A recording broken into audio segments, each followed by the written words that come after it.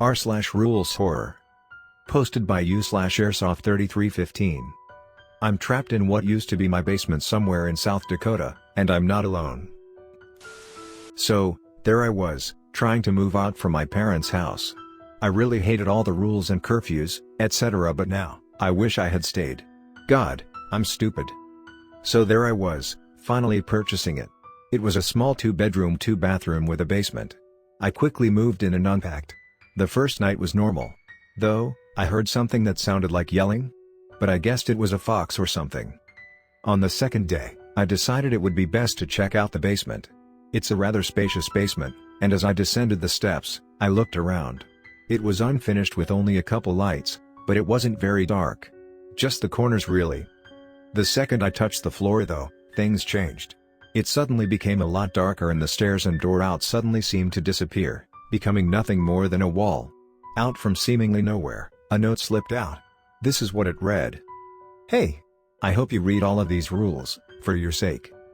Before you continue, you're not alone down here. This probably isn't even your basement anymore. Don't look up yet. The only way that it can change to a forest is if you look up, or if by some very slim chance, the breaker happens to find you and really ruins your day. 1. If you see the breaker, think the infamous Russian sleep experiment picture. Please, please, please do not look at his feet. It seems like he takes it as a sign of weakness or something and will break you. Stare him in the eyes intently. The breaking he does is different for everyone. For Sal, it was simply breaking everything in his body. God, it was gruesome. For Patricia, he broke her mind. 2. The boy is nice, for the most part, and brings you food. He may look awfully odd, but just don't pay too much attention to the yellowness of his teeth. He essentially looks like a giant JPEG of a mouth. If he offers you bread, cheese, and water, accept, kneel to him, and thank him profusely. If he offers you grapes, cheese, and water, hope to meet the breaker, because the breaker becomes friendly after this event. This is the only way I've seen someone escape. However, after this event, the boy becomes hostile. Extremely hostile. 3. The owls will alert you of anything living nearby. But keep in mind, they will alert anyone of anyone else. So they could 1 minute work with you and the next with God knows what else is in this place. 4. The rabbits are not to be trusted. When encountering the rabbits, just grab some flowers nearby, but only if they're yellow. Don't touch the violet flowers. After doing this, if they were to run away, hide. They're going to tell the breaker. If they look behind you to your left, they will follow and protect you. The second one is very rare. 5. Stay in the tree line. No matter if you see a stream or anything, stay in the tree line. The sun is dangerous. 5a. The sun is not a sun, it's a living creature that when spotting you in the open, will shrink and fall in front of you. It will become something depending on your mood. I've noticed that it is most commonly a rectangle due to the fright of everyone in here. 5b. When the sun comes down, look directly up. This is the only known way to have a chance of the breaker not crawling out. 6. The flowers. The yellow flowers are simple dandelions and are fine. The violet flowers are something entirely different. They are sentient and alive. Upon interacting with these things, they will destroy your mental capacity, making you brain dead. At the same time, they stimulate your pain receptors, so you are also in constant pain. The only way I could figure this out is by watching someone touch it and just having a blank expression, then screeching so loud that even the owls flew away. As I kept reading, I had a feeling of dread. Suddenly, the paper was pulled down and I saw what I assumed to be the breaker. I screamed and kicked it in the stomach. I scrambled to my feet and looked around very quickly. What I saw around was what seemed to be woods. I dashed away into the foliage, hoping to lose it. And now, as I sit huffing and puffing in this cave, I grab the sheet and finish reading. Okay, that's all the creatures I know of so far. If you can meet me where you first appeared, I'll be there. We can meet up and I can take you to a little outpost where there are some other people. Try to hurry. I'll be there when the sun is directly over any given clearing. Don't die. As I slowly stood up inside the cave, I made my way deeper in. I don't have a lot of battery left, but it's been on 20% for nearly 2 hours now. I turned on my flashlight and ventured deeper and deeper until I found a rather large sharp-looking stone.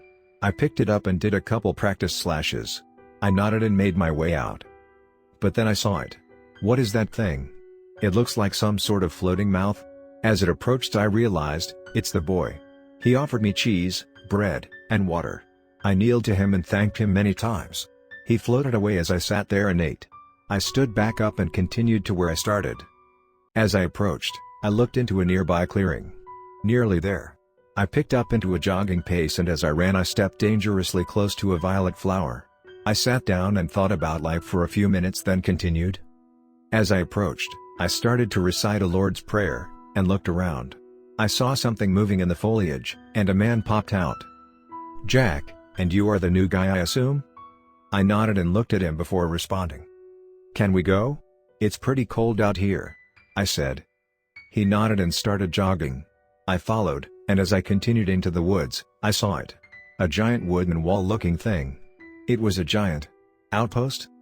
As the door opened, I stepped inside and looked around. A guy with what looked to be an axe tied together flimsily with a vine handed me a clay tablet with some inscriptions. I sat against a tree and began to read. "Welcome to our little home. Please read these rules before continuing to live here."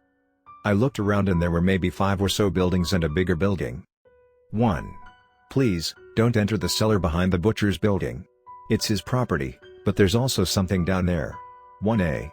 If you so happen to end up down there, quickly grab some kind of rock or something. You have just about a minute to cut off your leg. 1B. If you fail to do this, kneel with your eyes shut and beg for mercy. 1 in 10 people survive by doing this. Hope you're the odd man out. 2. The blacksmith is nice on every day except Monday. I know it's hard to keep track of the days, but please do not visit him during those days. On those days, the blacksmith is busy trying to get information from the clouds. 2A. The clouds are sentient beings that look like clouds. They work for the breaker and are capable of harm. If you run into them, make yourself cry. We suggest thinking of a hypothetical. Your pet dying, family hating you, etc. This will cause the cloud to rain and this will make it float up. It's not your problem anymore. 3. The mayor doesn't like being disturbed, so we put him in the building in the back. He looks like a bunch of mouths and a glob of flesh. If you disrespect him in any way, put your hand or foot in one of his mouths. He will bite it off and eat it, then leave. Hope it doesn't get infected. 4. Jack, if you have ever seen Jack, he has taken a liking to you and will put you under his wing. He is the only thing the breaker fears. Stay with him when going out. Him and the person he takes a liking to are the only ones allowed to go hunting. 5. The biggest building is where the cafeteria, beds, and him are. Don't go here unless it's mealtime or sleeping time. 5A. Him is a scientist of sorts. If he beckons for you to follow him with his left hand, punch him in the nose and run for the guards. If he beckons you with his right hand, follow him. He will offer you cheese or grapes. If you see a figure in the corner, pick cheese. If you see 2, say you're not hungry. 5B. The only thing known about the figures is that sometimes one of them whispers something sounding like Larry. We think the taller one is named Larry, and is the only one who can appear alone. I stood up and handed the slate of clay back to the guards. I looked to Jack and he beckoned me over. "Come on, get inside." I nodded and followed him inside of his home. They're all dead. All of them.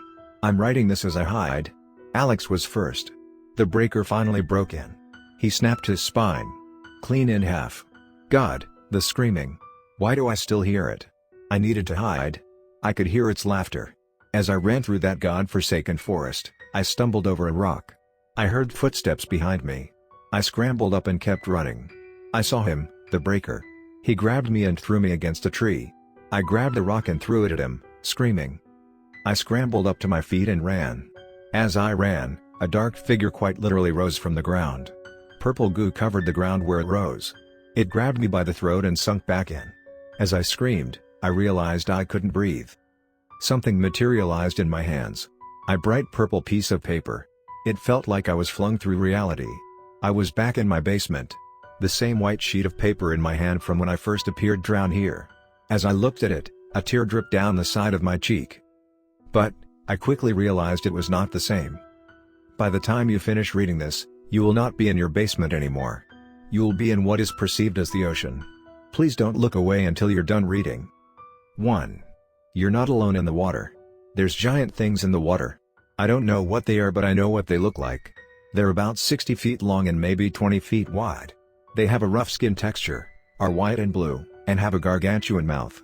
It's the size of the rest of its body. You can kill it by going inside, and finding the pearl. You only have 30 seconds. Make them count. 1A. Not only that, but there's other creatures. They move in packs and are nearly invisible. They're the size of a common housefly and are harmless. Unless you're wearing purple. Attempt to drown yourself if you're wearing purple. If you don't, they'll skin you alive. 2.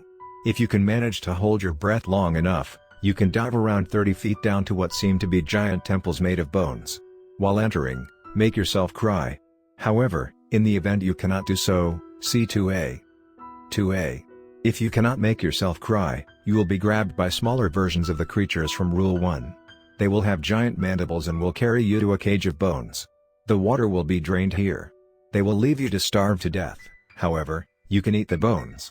They are not bones. However, there is an easier way out. See 2B. 2B. If you can distract one of the creatures, you can offer them your hair in exchange for freedom. It does not matter if you have hair or not. They will fall for it if you have a clean soul. If you do not, they will leave and you will feel invisible water rise around you. You will drown. 3. The last creature is something that I can only describe as husks. They're husks of the two previous creatures but act very different. They're kind but defensive. They have a need for air. Should you anger them, simply scream as loud as you can, even if it is underwater. They will admire your determination. They will reward you and let you out of this hell. I don't know what happens if you fail, because everyone I've seen fail I forget. I think they just cease to exist. 4. This place is covered in flora. One such example is something similar looking to coral, but covered in rusted metal. Should you touch the metal, it will devour you similar to the first creatures. One bite is all it takes. But, if you can somehow get to the coral, you can eat it. It is the only thing safe to eat. 5. The noose kelp is dangerous. Obviously. Should you get close, it will form into a noose and choke you to death. As it chokes you, you can tear it off. Should you tear it off, see 5A. 5A. Crocodile shark-like creatures will manifest in front of you. They eat the kelp. They are also blind, and will eat you on accident. They're not hostile, but they are dangerous.